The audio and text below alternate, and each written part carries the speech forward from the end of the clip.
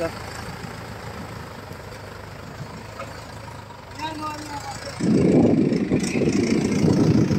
Guys তোমরা দেখতে পাচ্ছ এটা হলো মহিন্দ্রা জিভো 575 ডিআই ট্রাক্টর 45 হর্স পাওয়ারে, যেটা বর্তমানে ভেসে আছে কাদা ও জলের মাঝখানে। তো এটা চেষ্টা করব গাড়িটা ওঠানোর, তো উঠে কি না তো চেষ্টা করব পুরো দমছে, কারণ আমাদের গাড়ি এটা হয়, আর এটা না তুলতে পারলে অসুবিধা আছে, বাড়ি আরও চাষ আছে।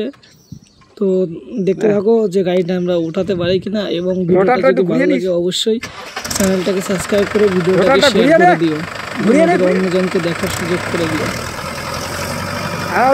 আমি তো এখন ট্রায়াল করছি।